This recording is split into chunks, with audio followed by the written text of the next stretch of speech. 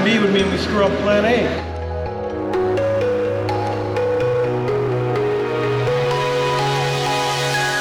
Alright, what are we doing here? Serious face. Caffeinated face. The Italian music playing in the background. Alright, we're making sandwiches. We have hundreds of people to feed at these shelters downtown. So what we're making, we've got all this bread, really cool. If you know when to buy, you can go and you can get 50% off bread. I got thousands of slices of deli meat. We got some cheese, got some mayo. We're gonna lay out the bread. We're gonna layer it all up. We're gonna toss it in the oven to make sure they're nice and warm and melt the cheese. And then we're gonna go serve the community. We got a bunch of snacks and hundreds of drinks as well. So let's get started. You know, the beauty of having friends to help and knowing where to get the best deals is in a couple hours you can create enough food to feed hundreds of people, and it actually doesn't cost too much. You know, for I think in total to feed, let's say 300 people, only really costs about $400 or $500. That's not bad. You know what, if you get a bunch of friends who pitch money in, maybe every second week or once a month, it doesn't take much. If everyone pitches in $20, you can feed hundreds of people. You know? Alright, so this, you know what, I'm actually just gonna make a mess because they're all getting covered with cheese anyways.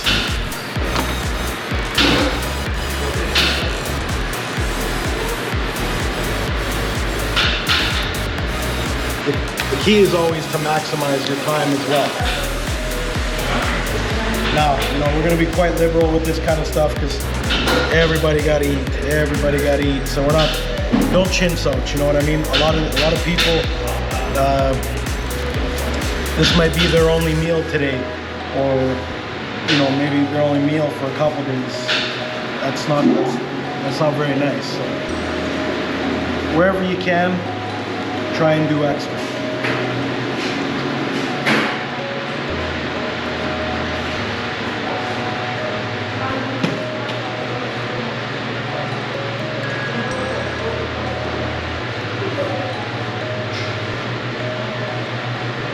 And as you can see, when you have a routine, you got a pattern, this will happen so quick.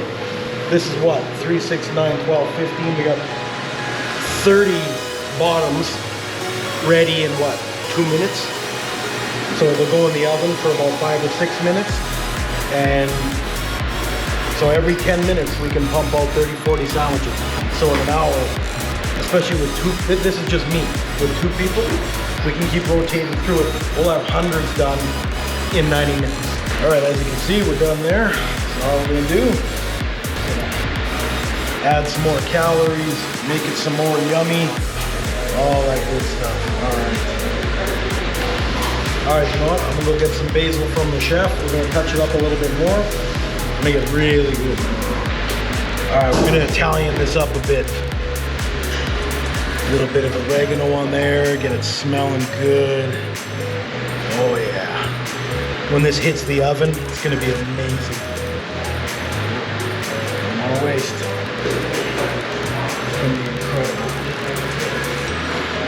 All right, let's bring them over to the oven.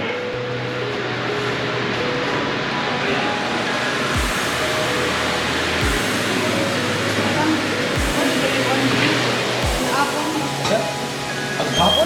Oh, okay. That won't get in the way?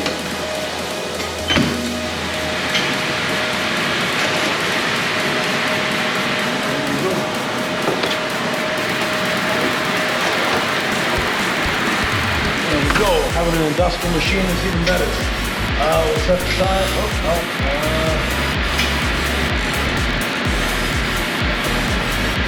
5 minutes. There we go.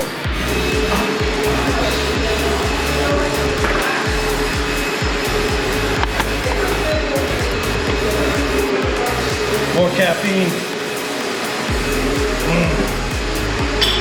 All right, back at it. Oh, Cameron's being even more efficient. He got an extra row on. trying to outdo me, always trying to show me up.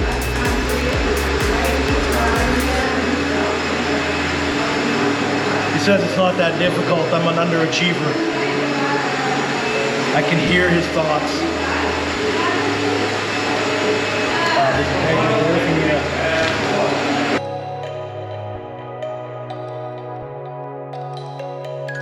Hey, don't touch my pile. Don't take from my pile. What the shit?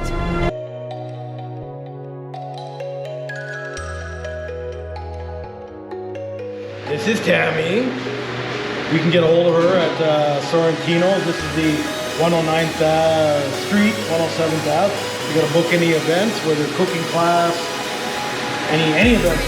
Pretty much anything. You talk to her. What are you making today? We're gonna make about 300 sandwiches for the shelters. Nice. Yeah, shuffle this up with everything. Yeah. Yeah, we already got a batch in the oven. It's going well. Smells nice. Oh, someone's gonna be enjoying. Please get spicy. Someone get it spicy. You know what? Let's do this while we're at it. Wonderful. Let's do some. Yeah, thanks for stopping by. The lady in charge.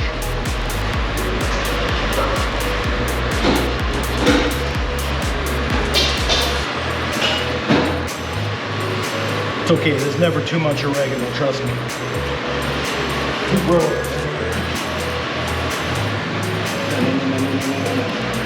Batman with oregano. All right, we got another round. So we're gonna get those other ones out of the oven, put these ones in the oven. It's that simple.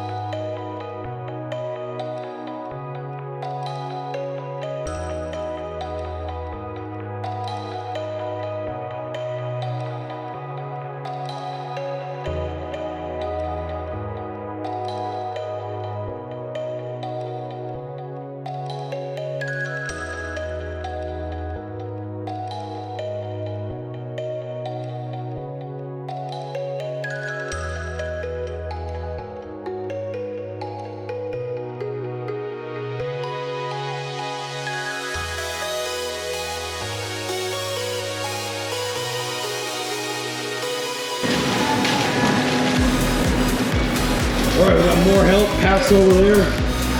Got sandwiches. Just putting the final touch on. Less than 90 minutes, start to finish. There's only 19% left on this battery, but that's okay. We got more batteries. Out of bags and batteries. It's like we meant to do this. All right, we got food. We're gonna get this loaded into the vehicles. We're gonna go feed some people. Stick with us. Thanks, guys.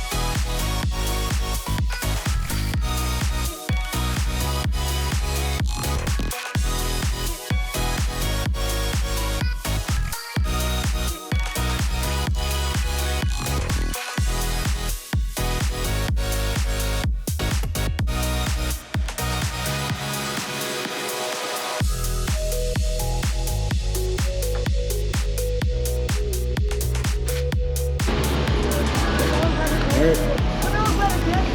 No rush, my friend. Whatever you want to say. I think that we're in need of more access of housing, drug treatment programming, safe drug treatment programming, and then also we need like more clothing, like clothing that fits us, not 40 waist pants, you know. Like that's pretty much what I have to say. When you're out here, what's the hardest thing for you every day? The hardest thing for me, food, clothing, shelter? It's usually clothing. Yeah. Clothing is like the hardest thing for me. Okay. Well, where would you suggest that it gets taken? Like, where do you guys pick it up? Usually if it gets taken like right to the whole mission, none of us really see it. I don't know why. What about saying like for the mustard seed or to boil or Bissell? I think the Bissell would be the best place. Take the Bissell? The Bissell, they take it right into their closet there. Yeah. And that's where it all goes. Everyone has access to it. Here they take it into their back garage room and who knows what they cherry pick through it, you know? But they want the best to take home, you know? I know how it works. My mom worked in a thrift store. She'd do the same thing, cherry pick what she wanted, you know? Oh, here, son, I brought you something back, you know? So, it's the same thing that happens here. They, of course, they'll deny it, you know, but it's pretty obvious because when you go and ask, oh, can I get a pair of pants, and all there is 40 waist dress pants, that's all there ever is. Like, it's pretty obvious something wrong going on. So, what do the shelters do for you? The shelters? Yeah, places like Hope and Bissell and Doyle. The shelter here, all it does for me is just a place to lay my head. Okay, so they take you in at night, give you shelter. Like, I don't really talk to the staff or anything because I see the way they treat a lot of people, and I don't trust them. You know, I think that they'll take what I talk to them about. I think they'll take that and use it against me, and any which way they can, you know.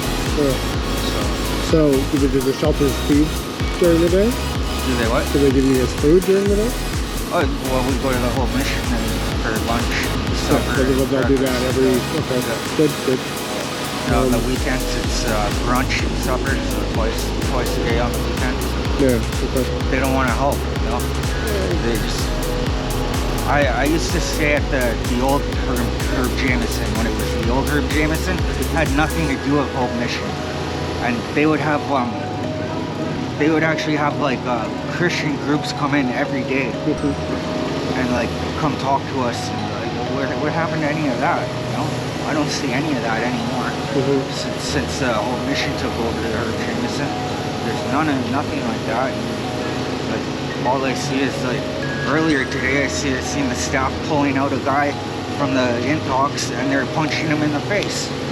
You know, and the other staff was, "Hey, don't hit him, don't hit him." Like, that's getting pretty out of hand. You know. Yeah. How long have you been out here? Too long. You know?